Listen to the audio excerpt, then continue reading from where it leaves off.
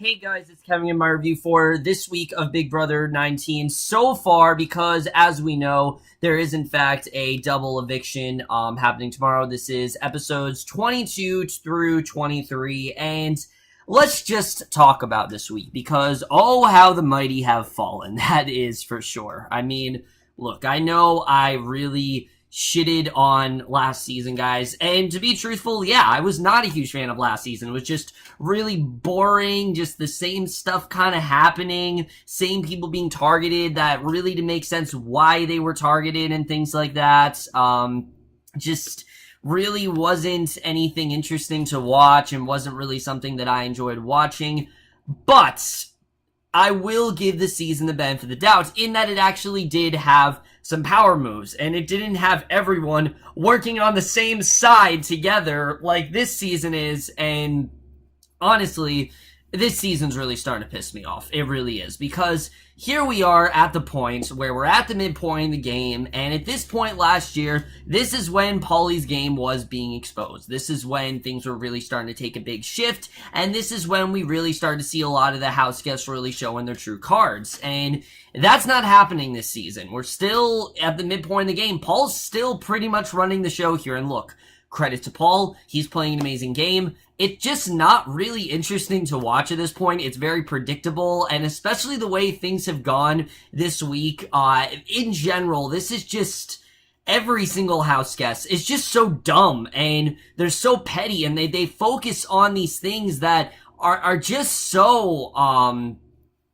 trivial. They don't really matter that much at all, and I just don't really understand the mentality of most of these house guests. I really don't at this point. I mean, especially knowing that they could be a target at any point, the fact that they're doing some of the things that they are, I just don't really understand. But we're just gonna get into this week because this is pretty much a dud week so far. I don't know how the double eviction's gonna play out, but something better happen tomorrow night, because this week has really not been all that great. And I mean, already we started things off on a high note with, again, our favorite person, Alex, winning. And look, Alex showed some real potential in this game. She really did. In the first 2 weeks, it really seemed like she knew what she was doing. She wasn't just gonna ally with Cody because he wanted her to.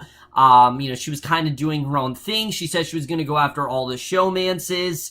And then she kind of struck this deal with Paul. And that pretty much threw Alex's game out the window. After this, she's basically just Paul's clone. I mean, this is all we're seeing now is whatever Paul tells her to do, Alex does. And it's really annoying. And then she goes in the DR and says, like, she has things in control, when in reality, she knows she doesn't. And I don't know why house guests continually lie in the DR, but it happens pretty much every season. And I don't know if Alex genuinely thinks that she has the power, but I would think if you have this deal with Paul, why do you think that you have all the power this week? It's obvious that Paul, that is the person that has the power this week. I mean, you don't have it. I mean, you can wish you have it, but truthfully, you know in your heart that you don't have it. So I don't understand why Alex thinks that she has all the power this week. It just doesn't make much sense to me.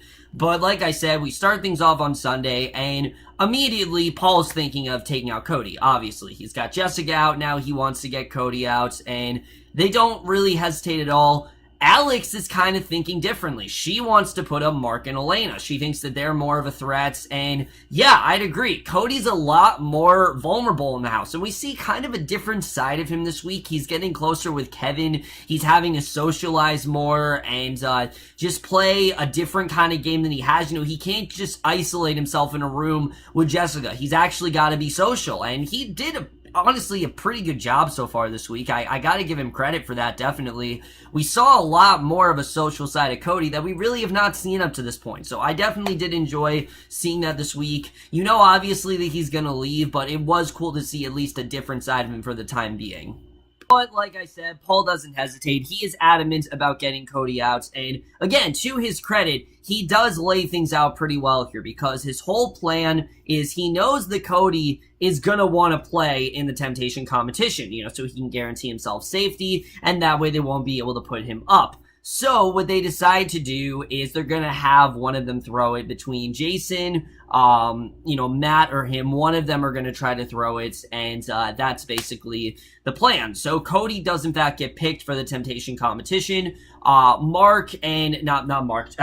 Jason and Paul, they do in fact go in and basically, they want to try to throw this as best they can, and Cody had a pretty good strategy here, honestly. I was surprised by the amount of strategy that Cody really did put in this, because I'll be honest with you, Cody and Jessica, they're not the strongest players. They're really not. Jessica has a good read on the game, but they're not really the best and most strategic players in the world. They're not.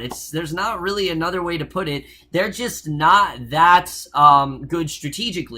But Cody had a pretty well thought out strategy where basically he knew that he wasn't in the have not room a lot that week. They heard these continuous sounds throughout the week, and it was all like, where were you when you were in this room? Where were you when you were in that room? Again, I thought it was kind of creative the way they did that, but Cody decided to answer all of them the have not room. Unfortunately, he was in fact in the have not room for one of the questions, so he actually does get one of them right. So he doesn't end up throwing the competition, which I honestly felt really bad for him. I mean, you could tell, it seemed like he had the whole game, mastered. Like, he knew exactly how he could lose horribly, so he could be the third nominee and ensure that he could then take win the POV and take himself down. That's what he was going to try to do, but obviously that's not what ends up happening. Matt actually wins it, who didn't want to win it at all, but he actually does. And can we just talk about Matt? Because if there is one player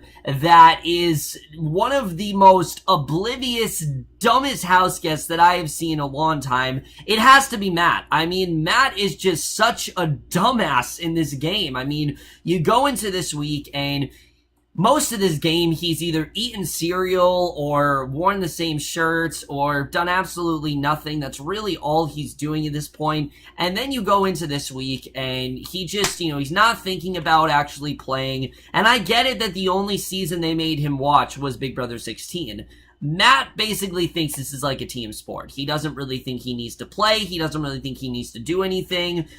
He's beyond a floater, because I would agree that everyone's kind of a floater this season. In fact, floater's not really a term in Big Brother anymore, it seems. It seems like, floater's just a way of playing, I guess. I mean, yes, being a floater is a viable strategy, but it doesn't really help when most of your players are floaters. I don't really understand it, but that's kind of the way the cookie crumbles this season. Matt very well is just the definition of a floater. He's not doing fucking anything. Raven's just complaining constantly about her dying and things like that, and Matt's just kind of doing nothing about it. Raven's annoying the shit out of me, just like she is pretty much. I think everyone can collectively agree on that, but Matt in general is really pissing me off, especially when we get into tonight's episode. He really did a lot of things that are just like, what the hell are you doing, man? Like, why are you doing this? Why? Are you playing Big Brother, or what are you doing? Like, I just don't understand Matt's strategy at all. I don't think he has much of a strategy, and I don't understand his way of thinking. I really don't understand. There are a lot of things he does that just really piss me off, and this is one of the many things that I'm going to talk about throughout the week. Make a long story short, Mark actually does end up winning the temptation competition, and Mark is in an interesting position right now because he knows very well that Paul is running the show. He's realizing that, and no one's really said no to Paul so far, and he thinks it's very strange. But the problem is that Elena and Mark, they're just not tough enough to be like, all right, we know that Paul is in control. We gotta loosen up and, we gotta try to take him out. No one wants to do that because they're too afraid to do so. And I don't understand it. I really don't understand why Mark is so afraid about going after Paul. He's got the options laid out for him right there. I really don't understand it, but, it's not going to happen now, obviously, because Alex is the one in power, and there's no way in hell she'd ever go after Paul. Basically, he is, in fact, thinking of doing it. But we'll get back to Mark in a second. We then go to Who Wants to Be a Pawn, and surprisingly, Paul puts himself up as possibly the option of being a pawn, but it's not like he actually wants to do it. It's more like one of those things where he kind of guilt trips someone else into doing it, which again, I think is a good idea on his part. I will admit, there are some things about Paul that I do like. Do I like the fact that he's kind of condoning all this bullying and he's letting them harass all of these house guests, even when they're, kicking people when they're down? Do I like that strategy at all? No, I think it's a really bad way to play Big Brother. I get it that Paul, obviously, he really doesn't like Cody and he wants to go after him as much as he can, but the amount of emotional torture that they've really done to him, I just think is a little bit too much. I think after a while, you need to, dial that down a bit, and Paul just doesn't really know when to quit, as do most of these house guests. But basically, Paul guilt trips Jason into going up as a replacement nominee, which Alex does, in fact, end up doing. But before that happens, we have to talk about this ridiculous fight between Christmas and Mark, which was just so dumb, honestly. It was all about, I don't even know at this point, anytime Christmas gets involved in a fight, she doesn't make any sense. It's like she just wants to cause drama on this show, which I don't understand. I mean, she talked about, later, and I know there was, an even bigger fight that we're going to talk about tomorrow. I'm not going to talk about today because you're probably going to see it covered on the show tomorrow. But, in general, Christmas, her mentality doesn't make any sense to me. She has this whole brand, for the company she works for, which she's probably not going to be able to since she injured her foot, and some of those injuries are going to be long-term and things like that. But she has this whole brand of, being positive and staying out of conflicts and things like that, but yet she puts herself in them, and she starts all of these fights with Mark, which I just didn't really understand the point of it. I mean, Mark, once again, his name's just dropped, and Mark can't really defend himself because he's got all these people coming after him. I don't even remember what the fight was really about. There's so many fights in this damn house, and I don't even care about what these fights are anymore, but it was so dumb to watch, just seeing Christmas just attack Mark for no reason. I mean, literally, Mark could drop a spoon and they'd be upset. Mark could, walk a certain way and they'd be upset. I mean, these house guests will find anything to pick on these people, and it's really dumb, honestly. It really is, and it's really immature. It just makes them look like such idiots. It really does. There's no other way to put it. They look like such dumbasses, and I don't know why they think this is a good thing to do. It just makes you look really stupid. It makes you look really petty, and Alex's hat pretty much says it all. That's really what I have to say. But we get to the ending of this episode. We see Alex. She puts up Elena and Jason, not really doing a good job at all that she's going after Cody. She makes it pretty obvious that neither one of them are her targets, so obviously this gets Cody very worried, and that's really everything that happened on Sunday. But now let's get into tonight's episode, because I definitely have a lot to say about that. So right off the bat, with tonight's episode, there were a few things I definitely do want to cover. First of all, let's talk about Kevin, because look, I get it why people want to go after Kevin. I get why Paul definitely wants to go after Kevin, because Kevin is really one of the first house guests to kind of go against Paul a little bit. Kevin has been encouraging the idea of putting up Matt, because Matt's completely dead weight and he's not getting them anywhere. And he doesn't want all the girls to go home because he has a good relationship with the girls, and he doesn't really have a relationship with Matt at all, so he thinks that Matt would be a good person to get out, which I can understand that. I can understand Kevin's strategy there. I really could. But it's not the right idea to go after Paul like that. It's not the right idea to not listen to Paul. Paul is used to pretty much everyone just doing what he says. So when someone doesn't do that, Paul's kind of like, what are you really doing here? So obviously, Paul thinks that this is the perfect time to take a strike at Kevin. Why not take a strike at Kevin? And, I can understand that. I really can. But my personal opinion, I don't blame Kevin. I really don't. When you're in the house for this long, you gotta get bored. You really do, especially when the same person is running the game over and over again. And remember, guys, I'm not upset with the game Paul's playing. I think he's playing a phenomenal game. but it's just boring. It's a very boring game, and it's just really exhausting watching the same person win, week after fucking week. It's not fun to me. Nothing about it is interesting. It's just boring, honestly. I can't really say anything else about it. It's just really boring to watch, and watching Paul be in power constantly, it's just not really fun to watch, in my opinion. But like I said, he wants to go after Kevin. Kevin, in my opinion, is just someone that, he's tired of, like I said, having the same person in power every week. He really wants to get some good game going, and Paul's not willing to, encourage that idea. It's just, you do what I say, or you're immediately a target. And again, I get it that that's Paul's strategy, that Paul's, trying to get anyone and ostracize them. I get it that that's kind of been his way to play this season, which, do I think it's the right way to play? Absolutely not. I think, there are ways to play Big Brother, and I get it that obviously he's trying to find a way to say, oh, this person is terrible and we can't trust them. But Alex literally said to Paul that Kevin is shady because he's shady. So there's really not many reasons to target him at all.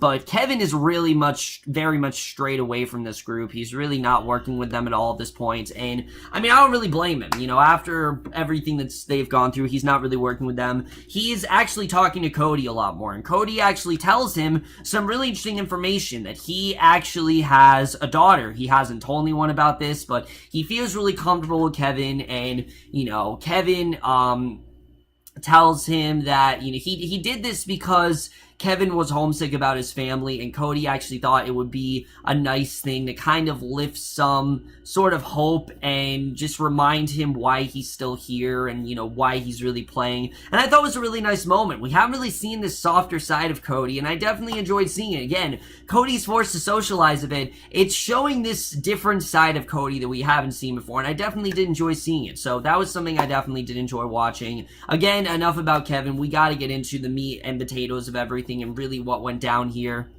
And stuff that happens in this episode really is obviously with the veto comp. We see Alex, she picks the players for the veto, and surprisingly, Cody's name doesn't get drawn. And this really does worry Elena, because while she can play in the veto, she's not entirely sure that she's gonna win. And, she was really hoping that Cody would take her off. Also, she wants Cody to be safe because that's another number for her. So, yeah, Mark and Elena, maybe they're not the most strategic players, but at least they're thinking that, hey, Cody may be another number for us. We have to try to keep him in the house as long as, we really can. So, obviously, she's very worried about that. And we get to the veto comp, and a lot of things go down here. We see in the very beginning, it's one of those ones where you could win different prizes. Like, one person could win Outback Steakhouse, there are all these costumes and things like that. Why they did this before a double eviction, I don't know. I think it was really dumb that they did that, because we're going to go in the double eviction tomorrow and they're still going to be wearing these costumes, and it's going to be absolutely ridiculous to watch.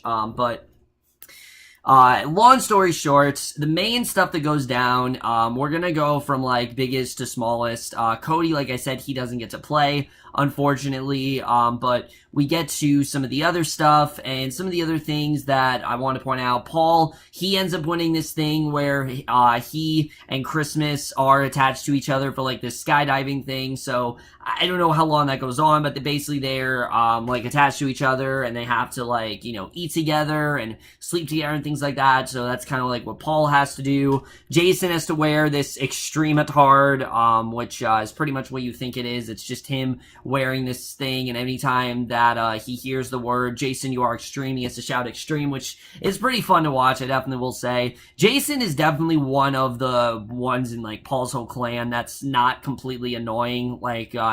Yeah, Jason has his moments, but out of everyone, Jason's definitely one of the more tolerable ones. I definitely would say that. So we have that going on. We have nothing, like I said, a few people win Outback Steakhouse.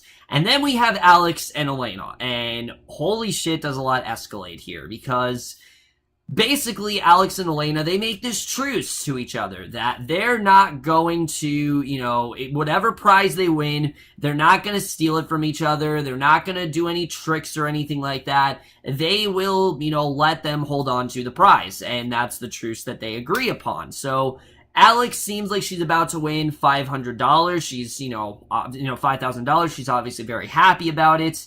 Elena is about to win probably one of the most brutal, punishments that you've ever had to have in Big Brother, where you have to wear, this scout uniform, and when you hear a bugle, you have to carry all this camp gear, literally come down the stairs with all this, with a backpack and, camp gear, and then you have to make hot dogs, whenever you hear this bugle go off with the camp gear, and, Elena decides that she doesn't want this. She actually gives it to Alex, and she takes the $5,000, and look, I get it that obviously she turned to Cody, and Cody told her to do it because he's just kind of sick of everyone at this point, which, I would be too. If I was in Cody's position, I definitely would be sick. I try to still strike some deals, but I definitely would be sick of everyone because of, kind of the treatment that he's had. They haven't exactly warmly welcomed him or anything like that.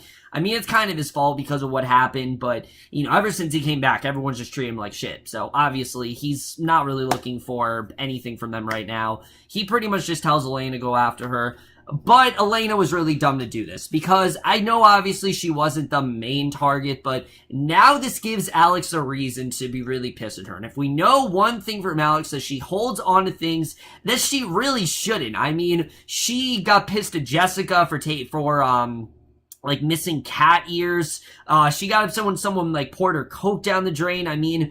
Alex just gets upset at the dumbest thing. She has basically, she's the equivalent of that high school middle school bully that harasses you for lunch money or gets upset when you take their food or something. It's just ridiculous. It really is. The fact that she gets so, but on the other hand, it still was wrong for Elena to do this.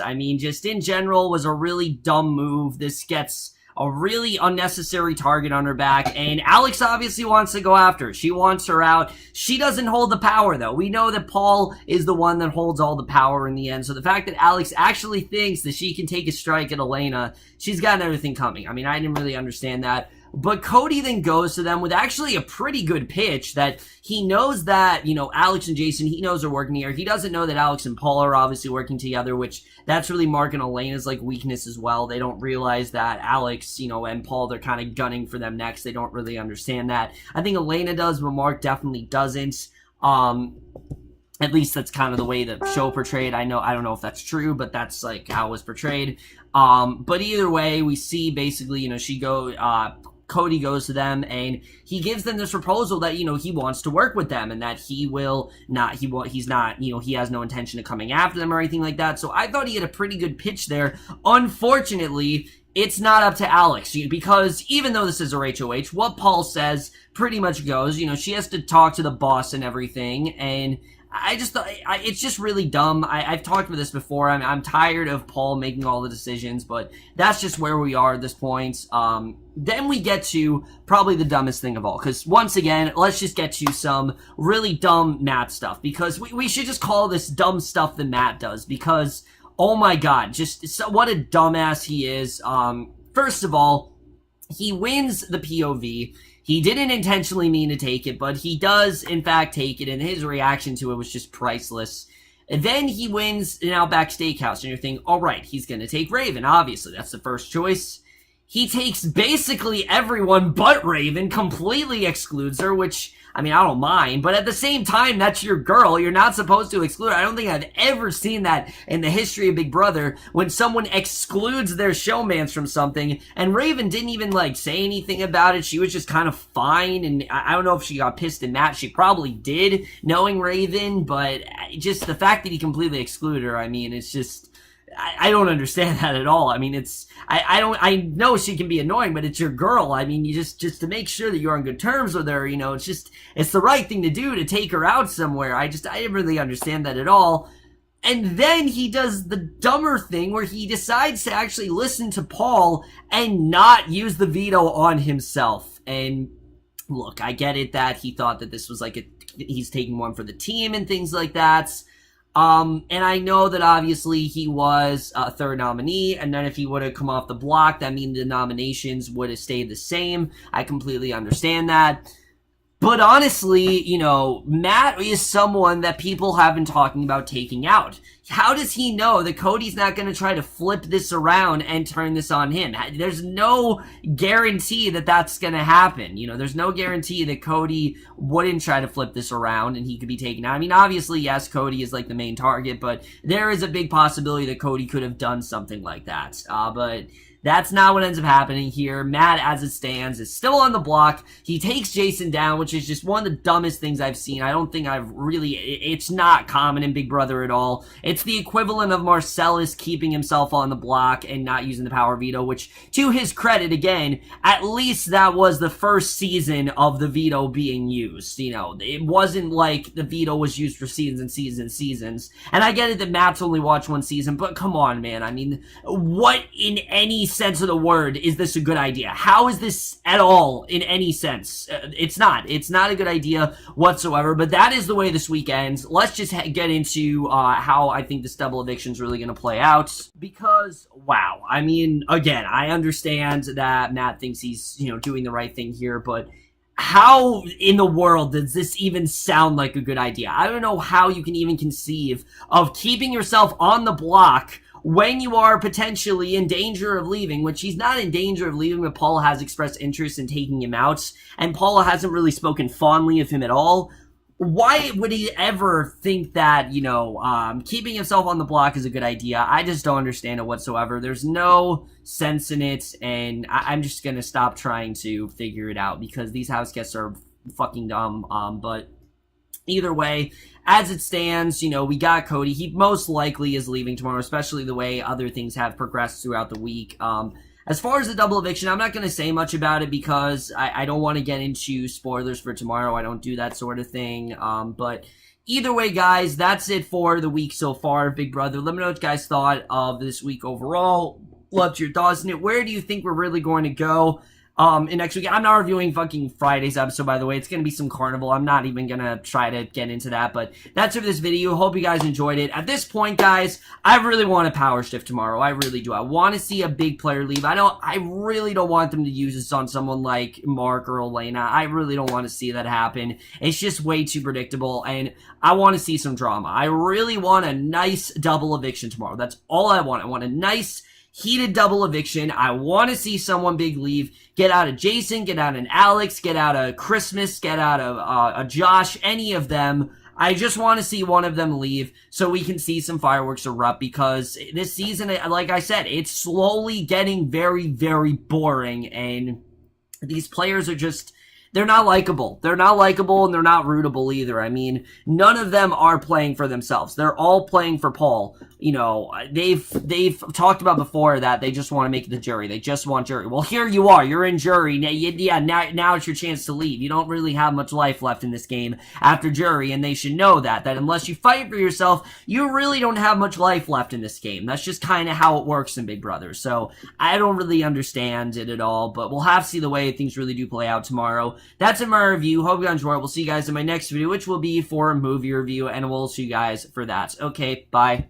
As far as things go with the double eviction tomorrow, as it stands, I don't really think anything big is really going to happen. The thing is, you have someone like Mark and Elena who do in fact know that Paul is running the show, and they know very well that Paul could end up winning this game, but they don't have the courage, and they just don't have the bravery to take him out or to do something about it. But Mark has stated that he's going to put up Alex or Paul. But who knows if he's actually serious? I mean, a lot of these players, they're all talk and they're no show. I just want to see them actually do it. And here's the thing I really do want to see. Like I said, I'd love to see, I want to see someone big leave tomorrow. I really do. You know, get out someone like a Christmas, get out someone like a Josh.